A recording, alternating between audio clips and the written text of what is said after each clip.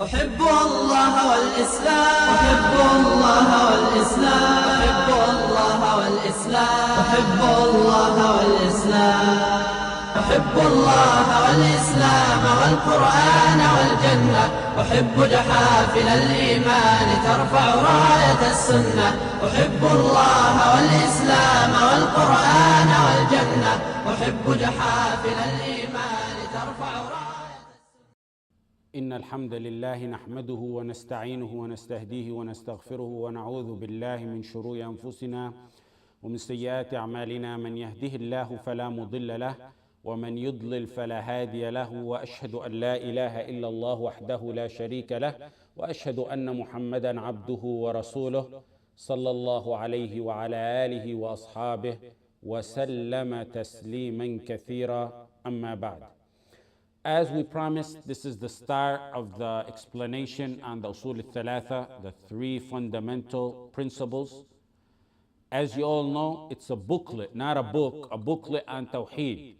And we've mentioned it many times. It's very small in words, but has some great, great meanings. These meanings no one can be ignorant of. Scholars have always discussed this book and taught it among the first that is taught in Tawheed. And if you really look into the three principles, what he means about those principles, they're in reality the matters you're going to be asked about in your grave.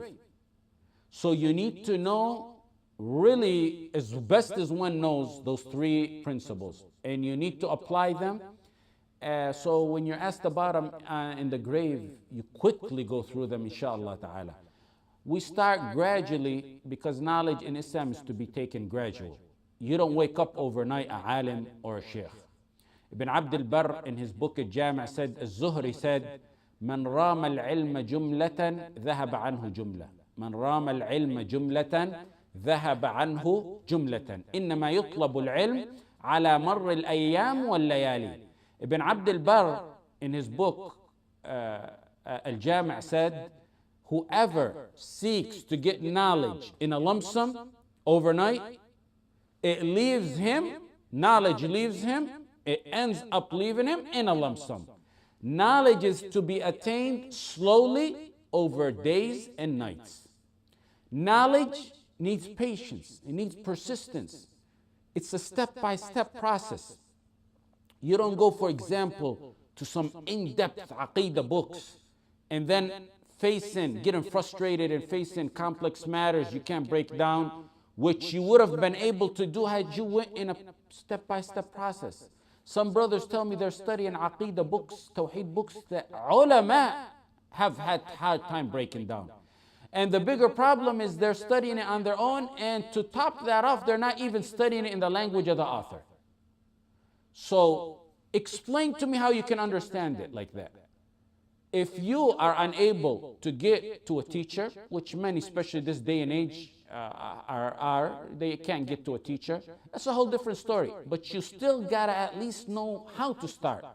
Now this is a startup book on Tawheed, and even though you can sit and read this book right now, as before I even finish this introduction, you can probably have the book done reading it.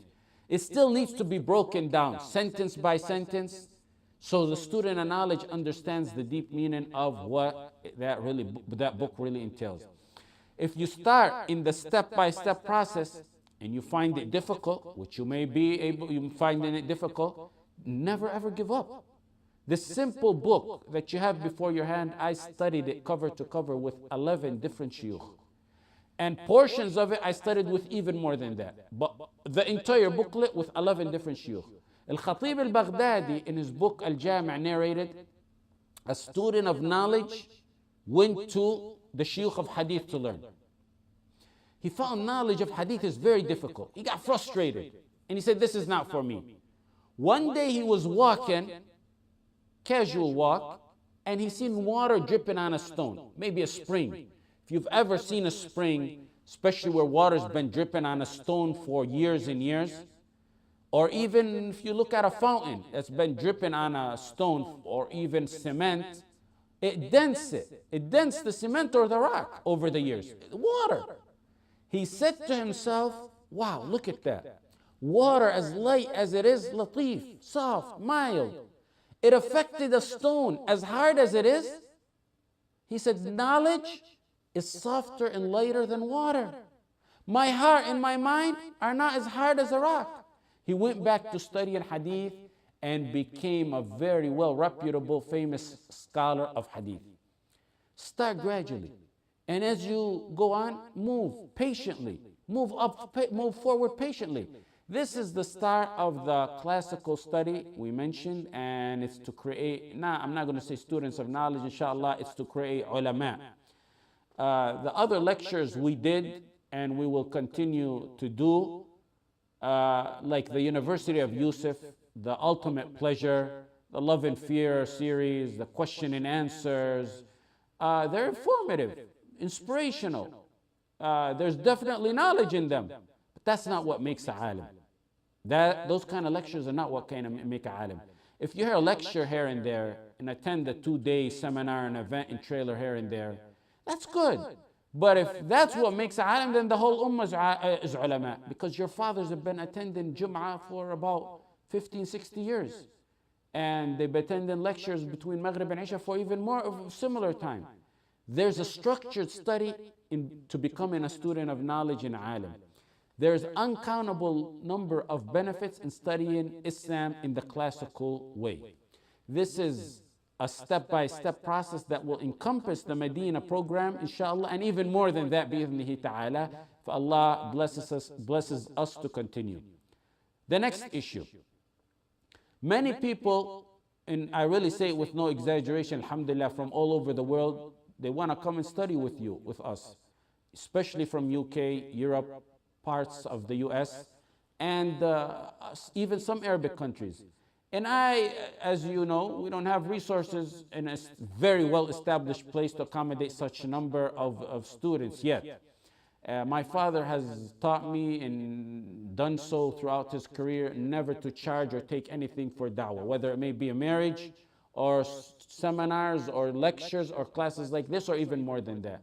So you can study with us through the internet until Allah finds us a way out. Why I mention this is because many ask, is it the same as studying with you? Back in the day, the students of knowledge had 3 levels of studying. The first one is as-sama' al-mubashir, immediately learning from a sheikh. Those who are attending, that's sama' al-mubashir. That's the best. The reward in itself for that is immense. Then you got the next one is al-wasita, between you and the sheikh is a mediator. So if one of you goes and conveys this whole message to another person, that's wasita. You were the mediator between me and that person you taught. Some used to do that, especially businessmen or farmers, they used to do that. They would take turns in learning and teaching each other. The third one is wijada. Wijada is to find a book written by a sheikh and study it from it.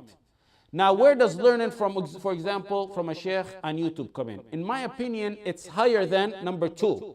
It's a little bit higher than number 2 because you're not learning through a mediator. You're learning from the sheikh, but you're learning possibly through the internet. And it's definitely not wijada. It's not taking a book and studying from it. So it's really between the number 1 and number 2. Through the internet, one can even interact these days through emails, or he can call the sheikh that he's learning from. So in reality, it's become a notch under as-sama' al-mubashir. That's not to minimize going to a sheikh. One should not resort to wijada or wasita or any other mean if he can find a direct sheikh. If you find the righteous sheikh you're able to, and he's in the end of the world, you pack your bags and go if you're able to go and learn from him. If Allah blesses us in the future, we can accommodate. We would love for everyone, inshallah, to join us. Learning from a sheikh in person has its benefits also, like you see his private life, you see his manners, you see his attitude, you see his ibadah, you see how he reacts to things. My father, Jazallah khair, outside of the regular Medina curriculum when he sent me, he made sure to contact the major shuyukh of our time, many of them who are dead, and made sure that I study with them. The last one, for example, was Shaykh Muqbil that he wanted me to go attend, and I always used to make dua to learn from him. But I wasn't able to go to Yemen, in Sa'da. He was kicked out of Saudi in the late 70s, and I wasn't able to go to Yemen. So subhanallah, in the year 2000, he came to Los Angeles, California to get medical treatment. I immediately headed there and stayed with him in his house. Then suddenly in the middle of the treatment, it was Dhul Hijjah, so he decided to go to Mecca, make Hajj, and return. And when he went to Mecca, an article broke out in California, some newspaper, that Sheikh Muqbil, who's a radical, who's this and that, is in United States, how they let him in. So immediately the embassy in Mecca, in Saudi, revoked his visa. And I say, inshallah, that was possibly from my dua, because right after, a few weeks later, he died, rahmatullahi alayh. So I think, inshallah, I always think of it and say, alhamdulillah, it might have been my dua that he came all the way from Yemen to LA for medical treatment. I learned from him, then he went back, and shortly thereafter he died.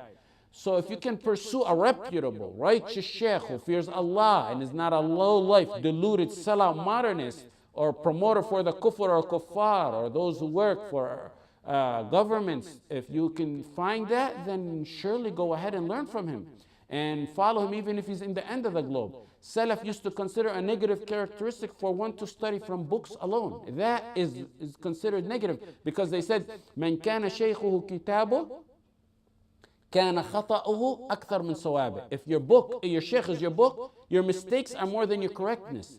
When Shaykh Ibn Uthaymeen was asked about one who studies through audio tape, he encouraged it, but he said, learning direct is better because you can discuss and ask. So that factor that he said it's better because you can discuss and act, you can apply that today, because you can ask us, you can email us, and you can call us by phone and ask. We most likely will not do pal talk, so you can call in through email and ask. And those who are in the classical study with us will get precedent in answering their questions, inshaAllah ta'ala. The next thing is, those of you who attended here without pen and paper, you gotta go get your pen and paper, invest in some pen and paper and write. Or you can, like some here are doing on their laptop, taking notes, or even on their phone, taking notes. Whatever method you use, you should document down your knowledge. You should try your best, even possibly to type verbatim. And that's your backup. That's your backup. Jotting down notes on your laptop is great. One time I was in California, in North Carolina, and a brother was on his phone. So back then, I was just recently getting into the technology a few months ago, and I sort of scolded him for using the text. And he showed me after the lecture, he came respectfully to me and showed me his phone. He said, "Look, Sheikh, this was all the notes from your lecture." And I said, subhanallah, because back then I didn't know they also use phones to take notes. So one needs to write down his knowledge. When I was 7 years old, an Iraqi student with my father, I was in Medina, my father was a student.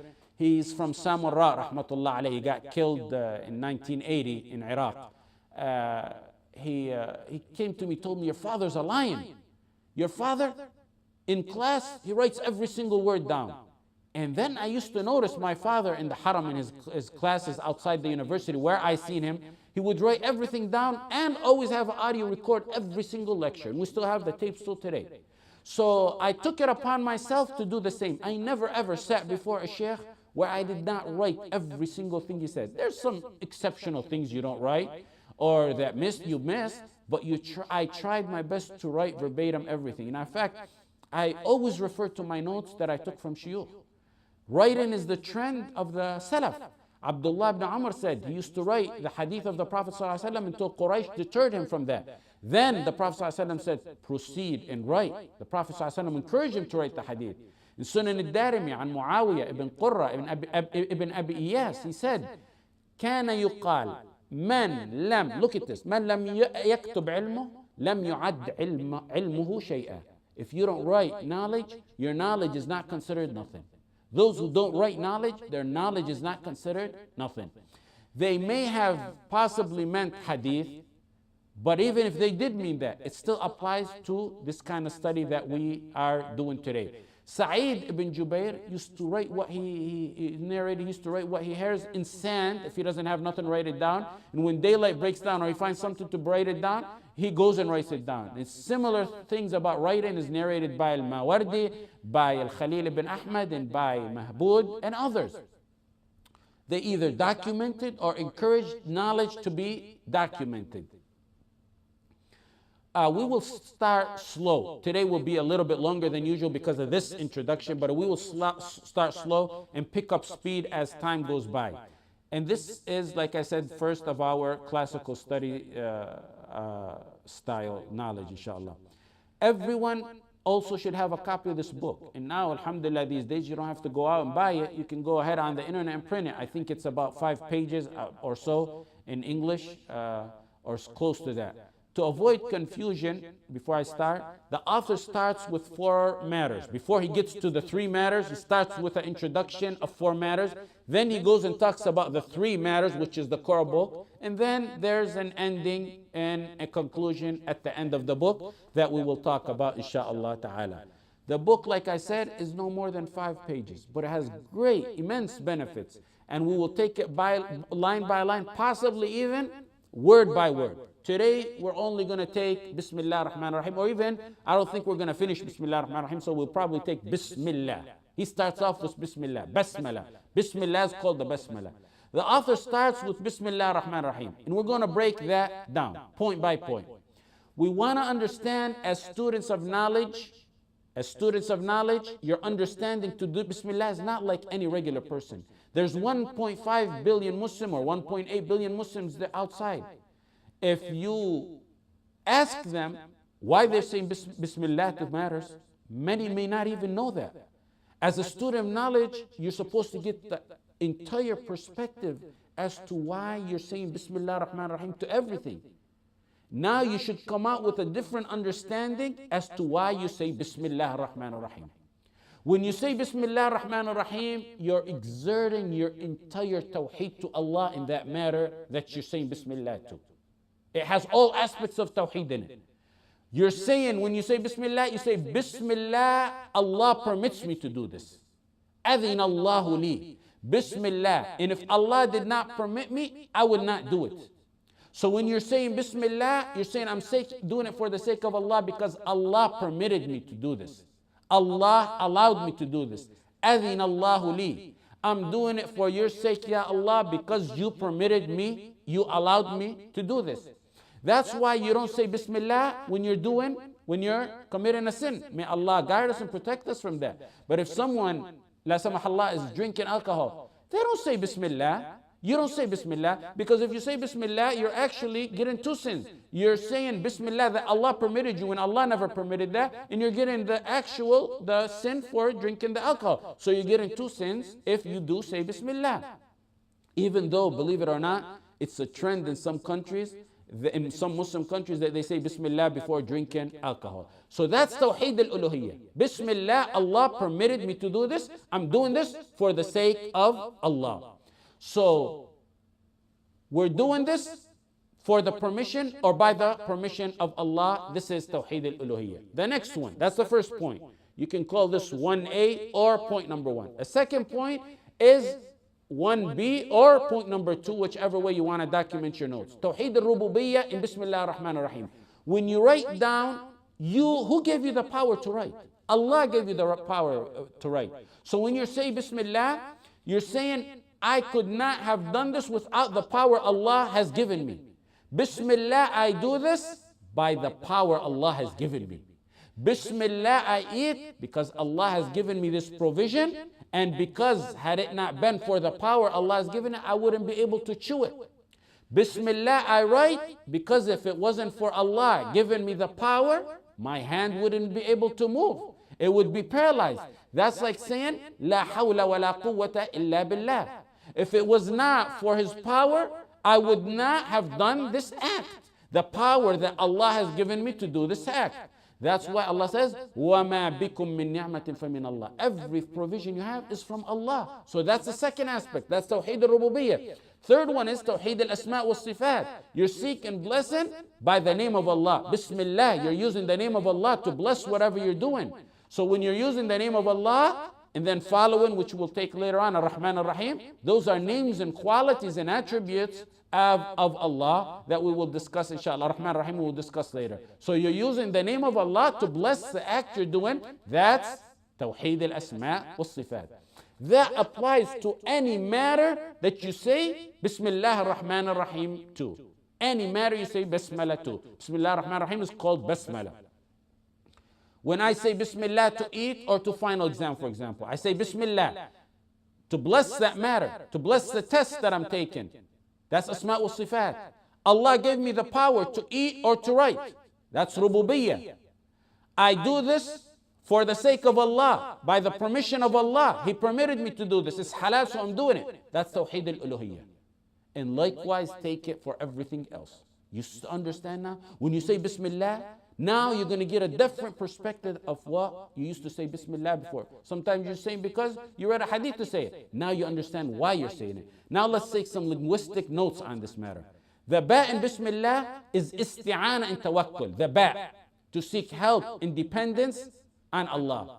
The grammatical rule in Arabic is al-jar wal-majrur fil basmala muta'alliqun bimahdhuf taqdiruhu fi'lun la'iqun bil-maqam.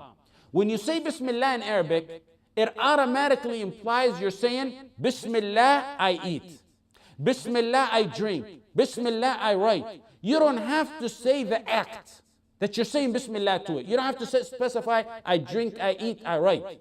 The Arabic language eliminates the need to mention the act you're saying Bismillah to. It's automatically implied.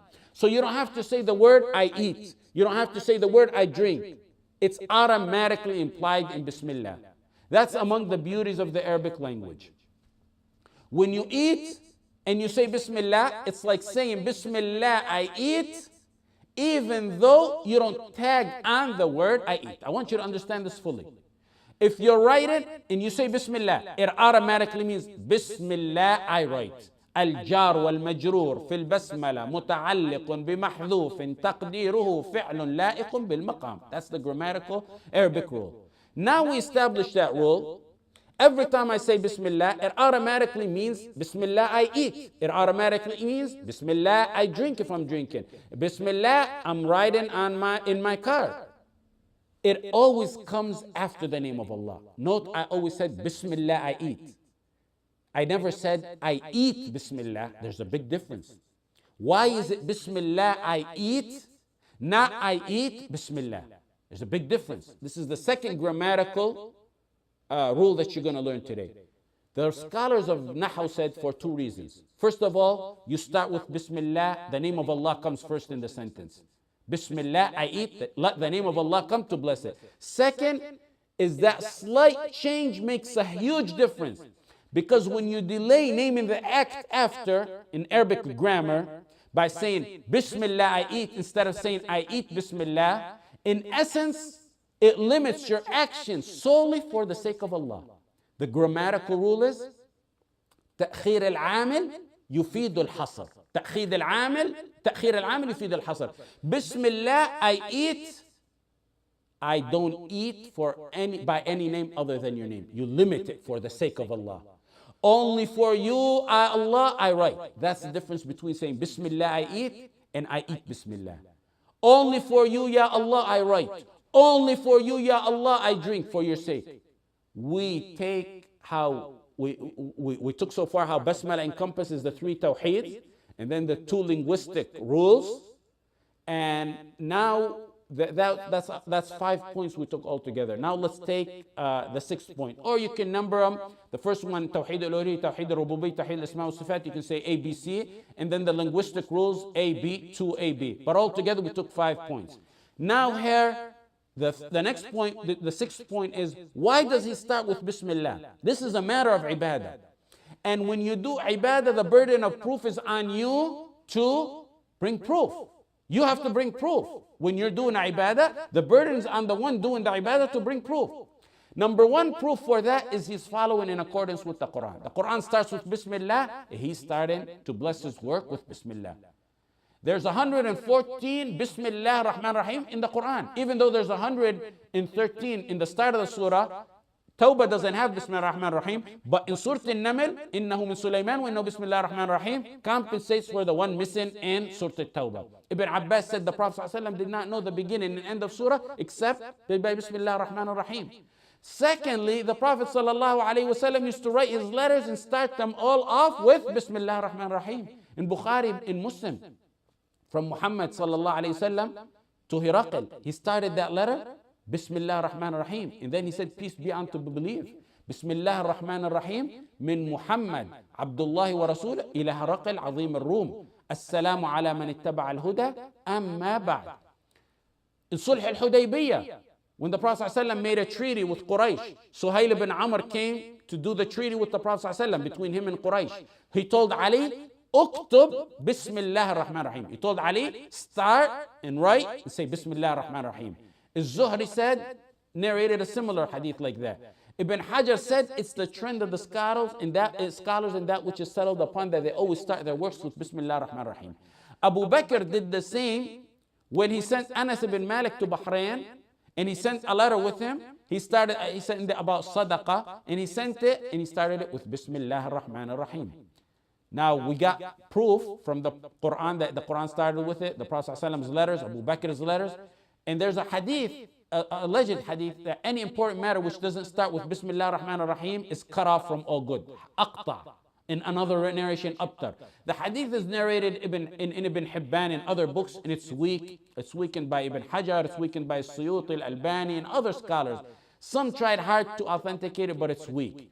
Had that hadith been, that direct hadith and starting with Bismillah been authentic, we wouldn't have had to mention that the Quran starts with Bismillah and the Prophet ﷺ wrote his letters Bismillah and Abu Bakr wrote his letters Bismillah. That hadith would have been sufficient. But because the hadith is weak, we can't use it as proof, so we resorted to other proof to establish that saying Bismillah on matters like writing books is permissible.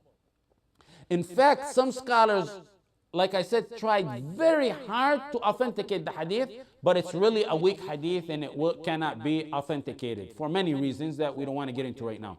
And in fact, there's an entire booklet on how the hadith is. Al-Aqawil al-Mufassala li Bayan Hadith al-Ibtida' bil-Basmala for Shaykh al-Kittani, who died around 80 years ago. A famous scholar of hadith from Maghrib who died about 80 years ago. Rahmatullah alayhi. It's an entire booklet on that matter.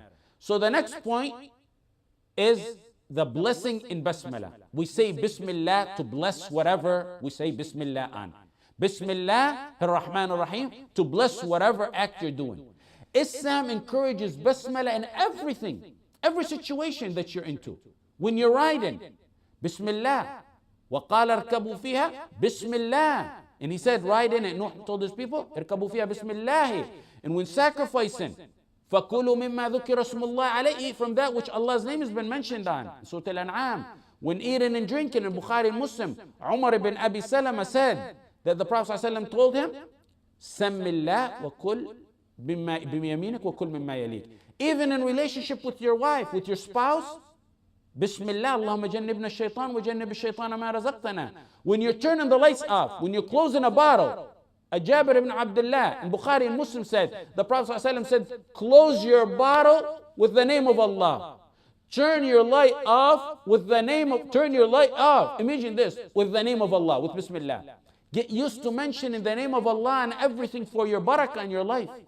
That's one of the reasons blessing has been, barakah, the blessing has been taken out of our lives.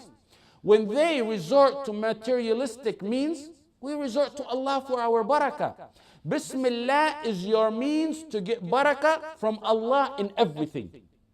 Bismillah is your means to get in barakah from Allah in everything you do if you say Bismillah. If you get Allah on your side for barakah, what else do you need? وَلَوْ أَنَّ أَهْلَ الْقُرَىٰ آمَنُوا وَاتَّقَوْا لَفَتَحْنَا عَلَيْهِمْ بَرَكَاتٍ مِّنَ السَّمَاءِ وَالْأَرْضِ. If the people of the towns had believed and had they had taqwa, آمَنُوا وَاتَّقَوْا لَفَتَحْنَا, certainly we would have opened for them blessings from the heavens and the earth. Allah will open for you blessings from the heaven and the earth. Just say Bismillah. Barakah is the blessing from Allah. If you ever wonder why there's no blessing in our time these days, or in our food, or in our sleep, or in our recitation of the Quran, ask yourself, have you been saying Allah's name? And have you been saying it from your heart, knowing its meaning? After you listen to this glimpse today, you come in with an entirely different perspective on Basmala, inshallah. Next class, we're going to continue, inshallah, from Ar-Rahman Ar-Rahim. Inshallah, now we'll take any questions, if anyone has any questions.